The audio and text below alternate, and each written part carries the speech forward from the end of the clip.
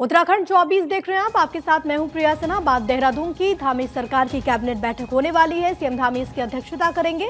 सचिवालय में तकरीबन 11 बजे से ये बैठक शुरू होगी। कई बड़े फैसले हो सकते हैं। पंचायत चुनाव पर भी फैसला संभव है। त्रिस्तरीय पंचायत चुनावों के मद्देनजर ये बैठक बहुत ज्यादा इंपॉर्टेंट हो जाती है, जिसकी अध्यक्षता खुद मुख्यमंत्री पुष्कर सिंह धामी अब से थोड़ी देर के बाद यानी कि लगभग आधे घंटे के बाद करने वाले हैं। सीएम धामी की अध्यक्षता में कैबिनेट की बैठक होगी। कई महत्वपूर्ण एजेंडे, पंचायत चुनाव सबसे अहम, इसको लेकर के सरकार यहां पर लगातार एक्शन मोड में नजर आ रही है। और अब खबर यह है कि त्रिस्तरीय पंचायत चुनावों के मद्देनजर ये कैबिनेट की जो बैठक है वो बहुत ज्यादा महत्वपूर्ण है। बैठक में पंचायत चुनाव पर कोई अहम फैसला हो सकता है और आपको ये बड़ी जानकारी लगातार दे रहे हैं, क्योंकि अर्बन बॉडी इलेक्शन भी प्रदेश में संपन्न हुए और अब लोकल बॉडी इलेक्शन, खासतौर पर पंचायत की जब हम बात करते हैं तो यहाँ पर इसके लिए ये बैठक बहुत ज़्यादा खास है। पंचायत चुनाव पर इस बैठक में चर्चा और कोई अहम फैसला भी लिया जा सकता है। बड़ी जानकारी है। इसके अलावा भी कई अहम फैसले आज संभव है कि जो हम रिलीजियस टूरिज्म की बात करते हैं तो उसको लेकर के भी यहाँ पर चर्चा हो सकती है। चारधाम यात्रा प्रदेश में क्योंकि लगातार जारी है, कैलाश मानसरोवर को लेकर के भी कोई रणनीति यहाँ पर संभव है, कोई फैसला यहाँ पर संभव है। तो इस लिहाज से बैठक बेहद ज्यादा खास है। हरीश थपलियाल इस वक्त मेरे साथ, मेरे सहयोगी इस वक्त कनेक्टेड है। हरीश, मुख्यमंत्री की अध्यक्षता में कैबिनेट बैठक, क्या कुछ एजेंडा?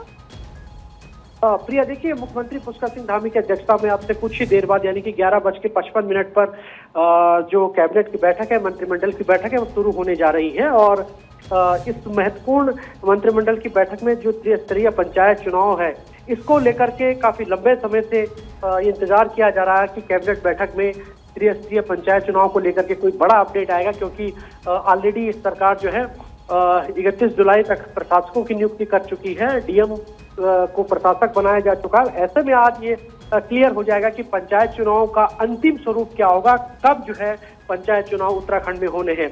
इसके अलावा कुल मिलाकर कह सकते हैं कि आज की जो महत्वपूर्ण मंत्रिमंडल की बैठक है वो बेहद अहम मानी जा रही है।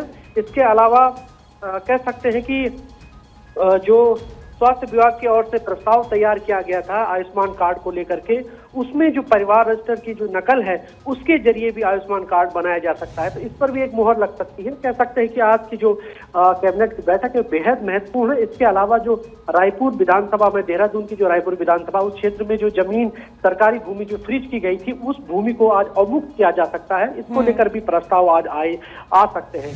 तो कह सकते हैं कि आज की जो बैठक है वो बेहद महत्वपूर्ण है। लगातार जो है इसी महीने जो है जून के महीने में लगातार 2 कैबिनेट बैठकों का दौर यहाँ पर चला और आज की जो बैठक है, कैबिनेट बैठक, वो बहुत बेहद अहम मानी जा रही है। अब देखना होगा कि क्या कुछ जो प्रस्ताव है वो निकल कर आते हैं। जी, मतलब हरीश, हेल्थ इंफ्रास्ट्रक्चर के लिहाज से बैठक बहुत ज्यादा अहम हो जाएगी और बैठक में कई प्रस्तावों को झंडी यहाँ पर दिखाई जा सकती है कैबिनेट की तरफ से।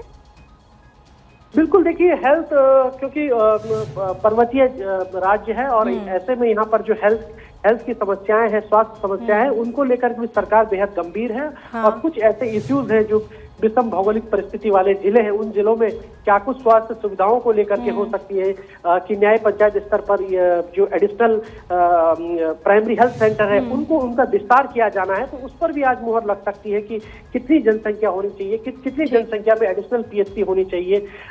इन तमाम सारे जो हेल्थ इश्यूज है उनको लेकर भी आज प्रस्ताव जो है धामी कैबिनेट की मुहर लग सकती है। हरीश, आप नजर बना के रखिएगा। फिलहाल के लिए बहुत शुक्रिया आपका तमाम बातचीत के लिए। वहीं सीएम धामी ने इस पर एक वीडियो पोस्ट किया है। मंदिर का वीडियो उन्होंने साझा किया। श्री बद्रीनाथ धाम का उन्होंने वीडियो पोस्ट किया है। उन्होंने पोस्ट करते हुए लिखा, जय बद्री विशाल, बद्रीनाथ धाम में हार्दिक स्वागत और अभिनंदन।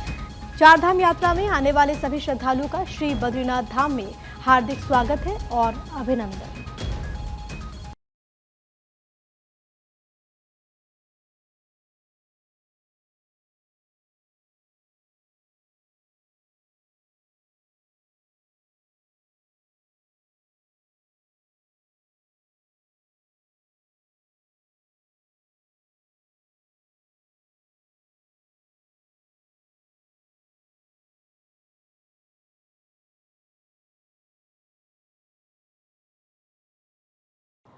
वहीं विधानसभा अध्यक्ष रितु भूषण खंडूरी की विधानसभा क्षेत्र कोटद्वार में पिछले महीने 19 मई को भाबर क्षेत्र के दलीपपुर में हुए डबल मर्डर की जांच अब कोटद्वार पुलिस से हटाकर सीबीसीआईडी को सौंपने की तैयारी है।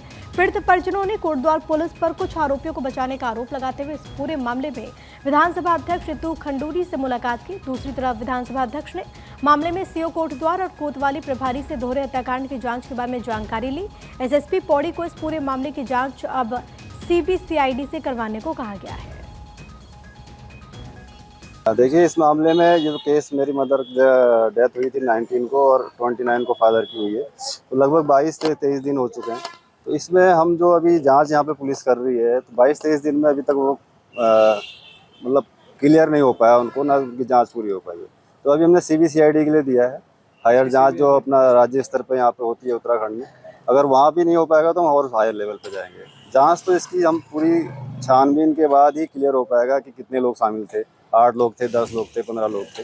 तो ऐसा तो है नहीं कि किसी एक आदमी का काम है। बहुत अच्छी घटना नहीं थी, पारिवारिक लड़ाई के कारण ये घटना हुई है।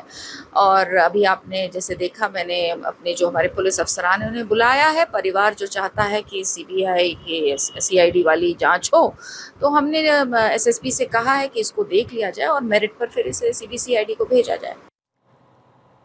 वहीं देहरादून के कुआंवाला के पास एक ट्रक दुर्घटनाग्रस्त हो गया। हादसा कुआंवाला के रिलायंस पेट्रोल पंप के पास हुआ। ट्रक में कुल 4 लोग सवार थे, सभी जख्मी हुए। सभी घायलों को अस्पताल में एडमिट कर दिया गया है। जानकारी ये है कि एक व्यक्ति ट्रक में फंस गया। इसके बाद एसडीआरएफ की टीम ने मौके पर पहुंचकर व्यक्ति को रेस्क्यू किया, बाहर निकाला, अस्पताल में एडमिट भी किया गया है। तो देहरादून के कुआंवाला की तस्वीरें हम आपको दिखा रहे हैं। एक ट्रक जो कि यहाँ पर क्षतिग्रस्त आपको नजर आएगा। ये कुआंवाला के रिलायंस पेट्रोल पंप के पास की घटना है। 4 लोग सवार थे, सभी जख्मी बताए जा रहे हैं। उनको अस्पताल में एडमिट किया गया। एक व्यक्ति जो कि वहां पर फंस गया था, उसको बाहर निकाला गया।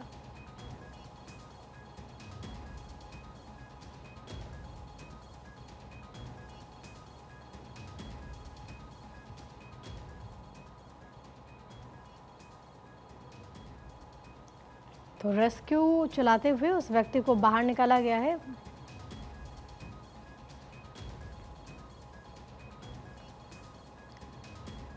और इसी खबर के साथ उत्तराखंड 24 में आज के लिए फिलहाल इतना ही।